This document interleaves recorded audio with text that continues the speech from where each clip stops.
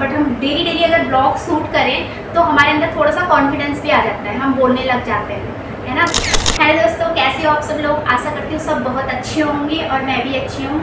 तो जो नया मेरे चैनल पे आया हुआ है वो प्लीज़ मेरे चैनल को सब्सक्राइब करना और बेल आइकन को प्रेस करना और वीडियो को बिना स्किप किए एंड तक ज़रूर देखना। So welcome back to my channel again. तो आज जो मेरा वीडियो बनाने का कॉन्सेप्ट है वो इस चीज़ पे है कि मैंने YouTube क्यों स्टार्ट किया था, क्या ऐसी चीज़ें थी कि मेरा मन किया कि YouTube को स्टार्ट करना चाहिए। तो ये मेरे साथ एक अनएक्सपेक्टेडली चीज़ हुई थी। वो ये थी कि मैंने क्या किया, एक रील मैंने ऐसे छोटी सी रील बनाई थी, तो उसको मैंने क्या किया YouTube पे डाल दिया, अपलोड कर दिया। तो कुछ टाइम पे बाद मैंने क्या देखा, उस पर 3000 समथिंग व्यूज़ आ गए और मुझे लगा यार ये तो बहुत अच्छा है, क्यों ना मैं YouTube पे डालती रहूँ। तो उस टाइम मेरा मतलब ऐसा कुछ नहीं था कि इतने सब्सक्राइबर हो जाएं या ये है वो है या मतलब अर्निंग करूँ, ऐसा कुछ नहीं था।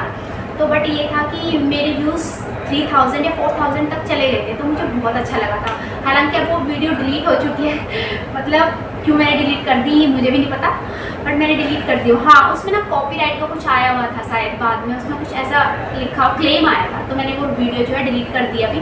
बट गाँव की वीडियो थी, बैकग्राउंड में उसका कुछ म्यूज़िक वगैरह आ गया था, तो अचानक से वो वीडियो इतने व्यूज़ आ गए, तो मुझे लगा क्यों ना यूट्यूब पे वीडियो डालनी चाहिए। तो मैंने सोचा कि डालती रहती हूँ।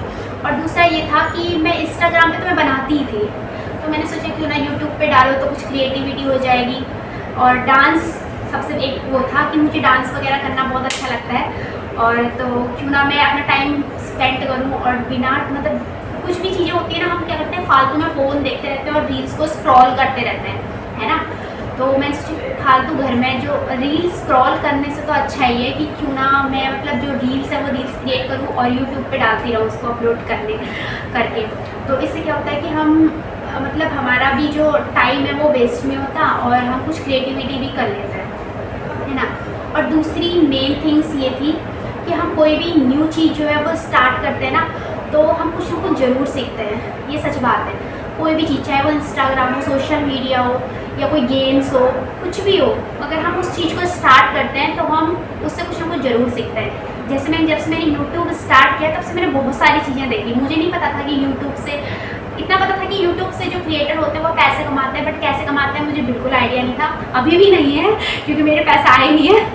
बट ये है कि मैंने बहुत सारी चीज़ें सीख ली हैं। जैसे मुझे ये नहीं पता था कि अर्निंग से पहले मोनेटाइजेशन ज़रूरी है, मोनेटाइजेशन से पहले जो है आपके 1000 सब्सक्राइबर और 4000 वॉच टाइम रिक्वायर्ड है या 10 मिलियंस व्यू रिक्वायर्ड है, ये मुझे अब पता चला। अब क्या, मैंने स्टार्ट किया था कब, 2025 में मैंने सितंबर अक्टूबर में यूट्यूब में वीडियोस डालना स्टार्ट की थी।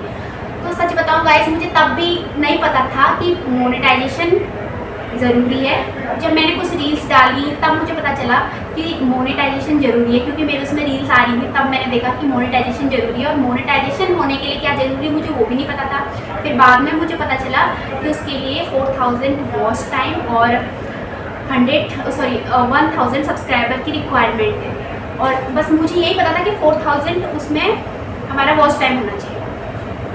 फिर मैं ऐसे वीडियो देखती थी लोगों की, तो उसमें एक आया था कि 4000 जो वॉच टाइम है वो सिर्फ आपके जो ब्लॉग्स हैं, लॉन्ग ब्लॉग्स हैं, उसी का काउंट किया जाएगा। यानी कि जो आपके शॉर्ट्स हैं 15 मिनट्स या 15 to 30 मिनट्स की जो आपके शॉर्ट्स हैं वो काउंट नहीं होंगे। मुझे बाद में क्या अभी जाके पता चला, वरना मेरा वॉच टाइम तो कम से कम 2000 के करीब अभी पहुंचने वाला है। बट मुझे बाद में पता चला वॉच टाइम जो है वो नहीं काउंट होता है। YT स्टूडियो मैंने चेक किया तो उसमें अभी मेरा बहुत कम 40-50 आवर्स मुश्किल से दिखा रहा है, और वैसे मेरा वॉच टाइम 2000 हो चुका है। तो इसका मतलब फिर मुझे बाद में पता चला कि जो शॉर्ट्स की जो हमारे व्यूज़ और वॉच टाइम काउंट होता है वो वॉच टाइम में काउंट नहीं होता, उसके लिए आपको ब्लॉग्स बनाने पड़ेंगे। और मैंने अपने वीडियो जब से मैंने स्टार्ट की थी तो कोई ब्लॉग्स वगैरह नहीं बनाई थी, या फिर महीने में मैं 1-2 बना देती थी, मैंने नहीं बनाए थे, मुझे बिल्कुल भी आइडिया नहीं था।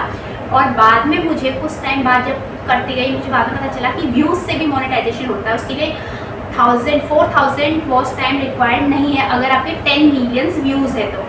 बट इतना आसान नहीं है, क्योंकि 10 मिलियंस जो व्यूज़ हैं वो 3 मंथ्स के अंडर में आपको कवर अप करने होते हैं। तो 3 मंथ में 10,000 व्यूज़, ये मतलब कि एक बहुत बड़ा टास्क है अपने आप में। उससे पहले आप क्या कर सकते हो, अपना 4000 का वॉच टाइम कंप्लीट कर सकते हो, वो भी 365 डेज़ के अंदर में, अगर आप डेली व्लॉगिंग करो तो, है ना। बट उसमें भी ये है कि आपको डेली व्लॉगिंग करनी है, किस टॉपिक पे हम वीडियो बनाएं वो सोचना है, बहुत सारी चीज़ें होती हैं। और बट हमें गिव अप नहीं करना है, ये तो सबसे बड़ी वो है कि चाहे आप हफ्ते में वीडियो बनाओ, चाहे आप हफ्ते में 2-3 वीडियोस बनाओ या हफ्ते में 1 बनाओ, लेकिन कंटिन्यूसली रखो उसको क्योंकि कंटिन्यूसली नहीं रखोगे ना, फिर मतलब ऐसा होता है बीच में कि हमारा मन नहीं करता है, हमें आलस आता है। कुछ दिन तो जब हम यूट्यूब में नए आते तो हमारा मन करता है कि हम रोज़ करें, बट बाद में क्या होता है कि हमें आलस आता है या फिर हमारा मन नहीं करता। और ये तब होता है जब हमारे व्यूज़ नहीं जाते। हम इतनी मेहनत से अपनी वीडियो मतलब शूट करते हैं, इतनी अच्छी से अपने रील्स तैयार वैयार होके रील्स बनाते हैं और व्यूज़ नहीं आते 100 भी, तब बहुत ज़्यादा रियलाइज़ होता है गाइस। तो ये एक बहुत बड़ी वो है, क्योंकि जब हम नए वीडियो बनाते हैं तो हमें लगता है कि यार हमारे भी आ जाएंगे, कम से कम कुछ व्यूज़ तो आ ही जाएंगे। बट जब हम अपलोड करते हैं तब हमें पता चलती है रियलिटी, जब 500-600 हमारे व्यूज़ जाते हैं मुश्किल से, फिर हमारा मन करता है कि नहीं छोड़ो इसको, कुछ नहीं। और कुछ बहुत ज़्यादा लोग तो ऐसे होते हैं जो 1000 सब्सक्राइबर तक भी नहीं पहुँच पाते, उससे पहले ही गिव अप कर देते हैं। तो गाइस ये है कि हमें जो यूट्यूब हमें स्टार्ट करना है, मेरा जो मेन थीम है वो ये है कि मैं ये अर्निंग वर्निंग ये मैंने बाद में सोचा था। तो पहले जो मेरा था मोटिव वो ये था कि मेरा टाइम जो मैं वेस्ट टाइम करती हूँ उसमें मैं कुछ क्रिएटिविटी कर लूँ। तो और इससे बहुत सारी चीज़ें ये होती है कि हम कितनी ऐसी चीज़ें क्रिएट करते हैं जो प्रॉब्लम सॉल्विंग होती है, लोगों की प्रॉब्लम सॉल्व करने में भी हेल्प मिलती है। कई चीज़ें हम ऐसे क्रिएट करते हैं। दूसरी क्रिएटिविटी, हम बहुत सारी चीज़ें वो करते हैं। क्रिएटिविटी मतलब हम बहुत सारी चीज़ें सोचते हैं कि आज मैं क्या बनाऊँ, आज मैं क्या बनाऊँ, चाहे वो कुकिंग पे हो, चाहे वो किसी भी चीज़ पे हो, है ना। क्रिएटिविटी सीखते हैं, चाहे वो फ़नी कॉमेडी वीडियोस हो, कुछ भी हो, बहुत सारी चीज़ें हम करते हैं। और तीसरी चीज़, हम बहुत सारी चीज़ें सीखते हैं, लर्निंग। मैंने यूट्यूब से बहुत सारी चीज़ें सीख ली हैं कि कैसे क्या होता है, क्या करना चाहिए, कैसे करना चाहिए।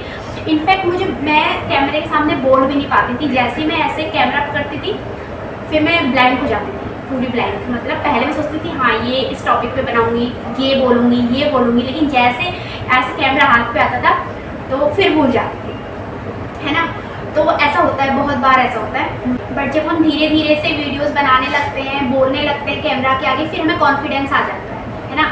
तो ऐसा है कि अगर हमसे नहीं बोला जा रहा है तो डेली एक आईने, एक शीशा ले लो, उसके सामने थोड़ा बोलने की प्रैक्टिस कर लेनी चाहिए। उससे भी मतलब मेरा थोड़ा सा बोलने का कॉन्फिडेंस थोड़ा बढ़ा है। और तीसरी चीज़ ये है कि हमें क्या होता है ना, पब्लिक प्लेस पे जैसे हम जाते हैं, कुछ चीज़ शूट करने वाले होते हैं तो हमें शर्म आती है। मेरे साथ ये बहुत होता है। बहुत क्या होता है, मैं अपने घर वालों के साथ में, मतलब मेरे भाई होते हैं, मेरी मम्मी होती है, तो उनके सामने डांस की रील्स नहीं बना पाती हूँ। जब भी मैं शूट करती हूँ अपनी रील्स तो मैं उनको बोलती हूँ आप थोड़ा सा बाहर चले जाइए, या मैं कुछ बोलने वाली होती हूँ तो मैं अपने भाई और मम्मी को बोलती हूँ तुम बाहर चले जाओ, मैं अकेले में बनाना चाहती हूँ। मैं उनके सामने भी नहीं बोल पाती हूँ। तो ऐसा होता है जेन्युइनली।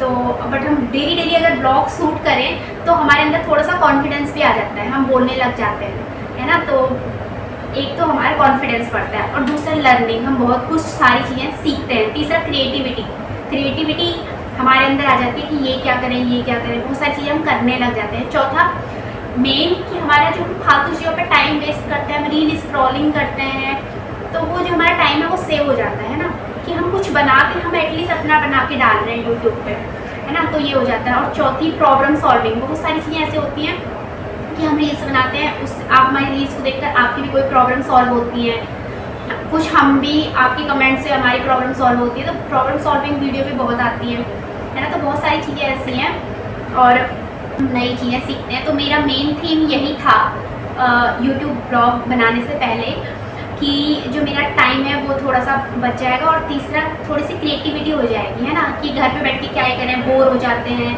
तो कुछ कर ही लेते हैं, हमारा टाइम थोड़ा सा बच जाएगा।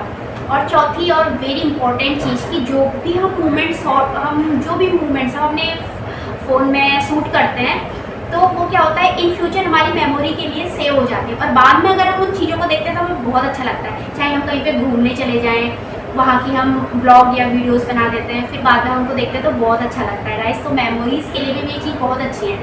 तो ब्लॉग या वीडियो सिर्फ इसलिए नहीं बनाना चाहिए कि हमें अर्निंग करनी है। कुछ मतलब ये है कि हमारा टाइम स्पेंड हो जाएगा, कुछ क्रिएटिविटी आ जाएगी, कुछ हम नई चीज़ें सीख सकते हैं, हमारा जो कॉन्फिडेंस है वो बिल्डअप हो सकता है, जो ये एम्बेरस हो जाते हैं, हम बोल नहीं पाते हैं, वो सारी चीज़ें थोड़ा सा अच्छी हो जाएंगी, है ना। तो गाइस मेरा तो मेन थीम यही है वीडियो बनाने का। बाकी सबका अपना अपना वो है, किसी की वीडियो डालते अपलोड करते ही मिलियंस में पहुंच जाती, तो ऐसा सबके साथ नहीं होता। 100 में से ओनली 10% लोगों के साथ ऐसी चीज़ें होती हैं, बाकी तो नॉर्मली सब जीरो से धीरे धीरे धीरे धीरे स्टार्ट करते हैं। और जो 100 में से 90% तो ऐसे होते हैं जो 1000 सब्सक्राइबर होने से पहले ही गिव अप कर देते हैं। तो ऐसा नहीं करना, हमें अर्निंग के लिए नहीं सोचना है, ये ऐसे नहीं सोचना कि हम रातों रात ऐसे बन जाएंगे। बस धीरे धीरे पोस्ट करते रहेंगे जस्ट फॉर आवर एंजॉयमेंट, है ना। जब हम अपनी वीडियो खुद ही देखते हैं तो हमें बहुत अच्छा लगने लगता है कि आज हमने ये बनाया है, तो बस उसके लिए हमें बनाते रहना है। तो गाइस आपको मेरा जो आज का वीडियो अच्छा लगा है तो ज़रूर लाइक करना, बिना लाइक के मत जाना, क्योंकि एक वीडियो बनाने में थोड़ा सा एनर्जी, थोड़ी नहीं बहुत एनर्जी लगती है। तो गाइस आज के लिए इतना ही, मिलते हैं नेक्स्ट व्लॉग में, तब तक के लिए बाय बाय और बने रहिए मेरे साथ।